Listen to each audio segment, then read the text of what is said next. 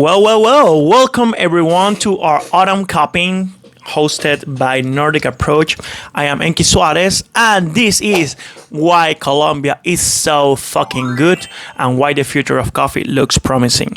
So, yeah, as I told you before, I'm Enki Suarez. I'm currently the buyer for Colombian coffee for Nordic Approach. I've been the buyer for the last 5 years, and it has been an amazing experience for me.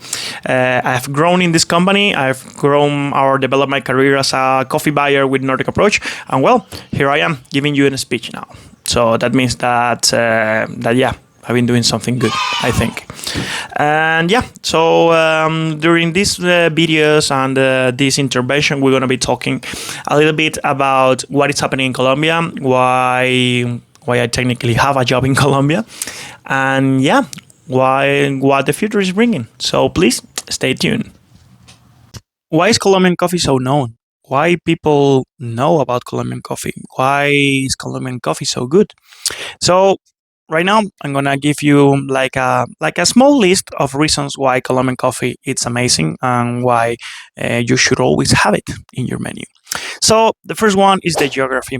As you may know, Colombia is located between the coffee belt, the famous coffee belt, and we're just in the middle of the Cordillera de los Andes. And Colombia itself, we're in the middle of three mountain ranges. That is the western, the eastern, and the central mountain range. So that means that everything we're harvesting is between the 1200 to the 2000 meters.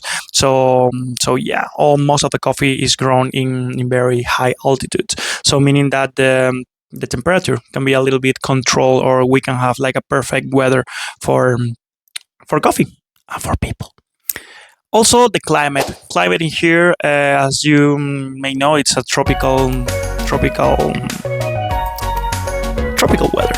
So suddenly you have a lot of sun, suddenly you have a lot of rain, and that's perfect for coffee. Why? Because, well, coffee needs stress. Coffee, it's a plant that actually requires to have this stress, like very hot in the day, slightly cold in the nights, having like a very good drought seasons and very heavy rainfall. So that's also why it's amazing, the climate in here. The genetics of coffee in here in Colombia, it's amazing. Everything that we harvest in Colombia is totally Arabica. But I want to talk now about not only Arabica, but about the main varieties that we can find here in Colombia. So let's say the two most famous ones can be maybe Castillo and Colombia, also Caturras, Tabis. But let's talk about the Castillos and the Colombias, that they are varieties that were developed by Cafe. So they were developed by the start in the 90s, just to kind of mitigate the effect that the plagues and all these to make the varieties less susceptible to plagues and diseases. So Cafe developed these type of varieties, and in the beginning they were like kind of astringent, they were kind of bitter, just because, well, they use like a strain or like a genetic code from Robustas, just to mix it with Arabicas and make it stronger against diseases. In the beginning, these coffees were like not very good, but there has been already like almost 35 years since the first essays or the first Castillos that we tasted. And right now, after all these years, we can now say that the varieties have adapted properly to the soil, the Castillos, the Colombias, the Tabis. And now we have tried Castillos that are just amazing. Are wonderful. Yeah, so I really want to give you like the message that don't be so hard on the Castillos and the Colombias. Please, they taste amazing. And aside from the genetics, also we need to talk about the FNC. Though for those who don't know what FNC stands for, it stands for Federación Nacional de Cafeteros, or the National Coffee Growers Federation. The National Coffee Growers Federation was founded in 1927, and their main idea was to promote, like to gather all the coffee growers and to promote the coffee business in Colombia. But they've been doing an amazing job across the years, where they've been sharing all information and all the resources that they have for making the coffee scene or the coffee growing culture in here in Colombia way better. So we have seen, and now we can feel the direct effect of the FNC in here in Colombia, thanks to the quality and the habit of people that now they process wash coffee. Mainly, we are like our custom is just to process wash coffee in here in Colombia, and that's thanks to the federation. We cannot take the credit from them. So yeah, this is technically why for me the Colombian coffee it's amazing. So geography, climate, genetics, and also the FNC. And yeah, and not aside from that, all the effort of every single farmer in Colombia that they put the effort to produce the best coffee in the world, or how they call it, the richest coffee in the world. Being honest, buying coffee is not that hard. Yeah, you just come to a table, you talk to someone, he said to you, hey, I offer you these coffees. You come and it's like, okay, yeah, I want this, I want this, I want this. You take it. That's it. Period. You can just come like a cowboy and just take the coffee that you want. And the next year, you're going to have different coffees and you're going to select them. You can keep building your buying strategy like on that principle. And that's okay. Buying coffee is easy, but you know what is hard? Keeping a relationship.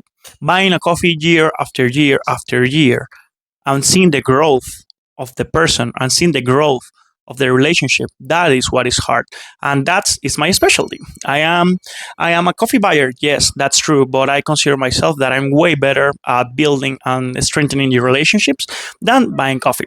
So what we do is we always try to commit to buy coffees from the same person year after year. So, and to keep that, we depend and we really need to have very good relationships with the people that we buy coffee from. Yeah, because all the years are different. Yeah, the crops are different. Sometimes the coffees are tasting amazing. Sometimes the coffees are not tasting good. Sometimes the coffees have high moisture, low moisture. So, what we do? Yeah, what we do with that, how we deal with that. So it's technically all about relationships and understanding the needs and the challenges that we have. We like to who I refer when I say we, to what the supplier needs and what are the challenges that my supplier is having and what are the needs and the challenges that I have. So one of the key aspects that we have realized with time is like sometimes we are just like finding offers in a very broad range. Yes, just imagine one of these suppliers have a capacity of receiving 1 million kgs of coffee per week. Can you imagine me telling him, yeah, you need to select of that million whatever you think that is nice, and yeah, you can present it to me. So he's gonna be like, okay, but how am I gonna know what is good for you, or what are you looking for? It's not about what is good or but what are you looking for. So with that, we always try to do like periodically copying sessions with the quality teams of our allies or our partners, just to tell them, hey, this is what we're looking. This is the type of product that we're looking. This is the type. This is an 85 for me. This is an 86. So we always try to align with them, and we try to like keep these copying sessions periodically, because if we like try to condition the offer from the very beginning, we can save them work and we can make everything like faster. About prices, we are like very open about prices. We like discuss these prices with the suppliers, but there's something that like at least that's into my work ethic, that I don't like to put price to the work of other people. I would rather prefer that the people puts the price and based on that we negotiate. But something that I always make sure, and for me it doesn't matter if the sea market drop. For me it doesn't matter if the Brazil harvest is way better than expected, because if as you know, that's going to have an impact in the internal price in Colombia. But for me, it's key that we're paying above the production cost. Right now, the production cost in Colombia is around 1.7 to 1.8 million pesos per carga. And I'm totally sure, and we can show you that all of the coffee that we're buying above 2 million pesos. So, and also, it's about the challenges. So, what are the challenges? Sometimes things can happen and things are bound to happen. And if you were in coffee, you know that every time something happens. Every time something happens, the harvest just by bad luck just got delayed. The trees are not ripe enough. There has a drought. It can be there's even like a truck driver's strike. A lot of things can happen. So, but the thing is like how can we have like an open conversation or like an open communication with them, just to be aware, like, okay, yeah, like this is out of my hands. Yeah, it's about being understanding, being empathic, and also always keeping the communication open.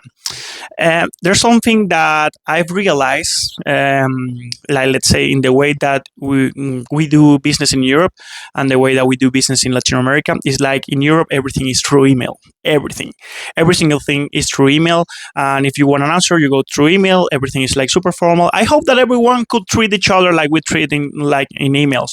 Like sincerely, I hope the best for you. No, but in here in Latin America, we're like totally different. We if you want to things to be delivered fast, you go through WhatsApp or you go through like a more direct channel. So those are also the benefits of having me here in the origin, and it's also part of my strategy, making things faster. Because as you may know, like Colombian coffee, we can have coffee all the year, and I want to make sure that it's shipped to Europe or to all the world as soon as we are like closing the deal. So this is technically how we work in Origin. We strengthen the supply chains. We keep an open dialogue with them. We are transparent, because also every single supplier can check how much we are selling our coffee in our webpage. So yeah. Technically, this is my philosophy or our philosophy of how to buy coffee in Colombia through our suppliers. Well, now we want to talk about the trends, about what is happening in Colombia, like why everyone is talking about Colombia. So one of the things that I can mention is like now there's like a lot of Colombian varieties that are like catching up or like they're like becoming super like well established into the Colombian market. One of them is the famous pink bourbon, like even people used to call it the Colombian geisha. Now we're also having like the sidras that are like oof, amazing. We're like seeing more of that. We're seeing also chirosos that are like native from Antioquia. So they are like taking a very good place into the specialty coffee market in here in Colombia.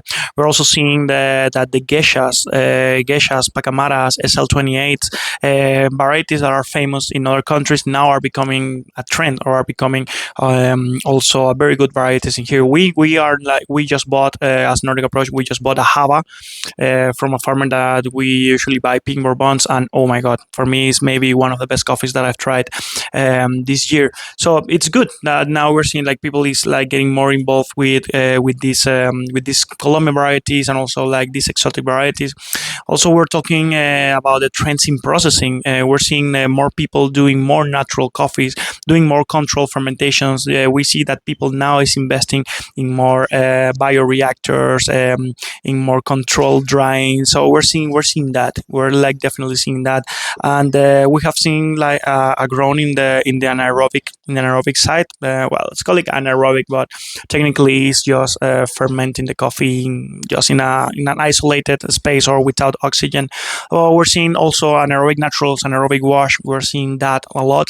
Also, we're like seeing something that people call it semi-wash. So it's technically they are fermenting and they are washing the coffee, but they are not washing the coffee, let's say, thoroughly. They are just leaving the coffee a little bit with mucilage. So they are calling it semi-washed.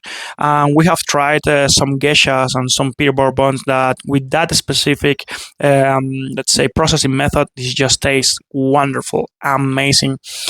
There's also the other aspect of the coffee scene that people is now talking like a lot about it, and is the infused and the co-fermentation scene. It's something that I personally don't like a lot, maybe because I'm too purist or too snobbish to like them, but it's something that is also taking a lot of ground in here in Colombia. We're seeing that people now is doing fermentation with fruits and stuff, and I'm not against that. I'm only against that people is not totally open about it. Like people is not saying like, "Hey, yes, I'm doing this co-fermentation." So that's the only thing that I have against it. But if there's a market for that, I mean, just sell it, no problem.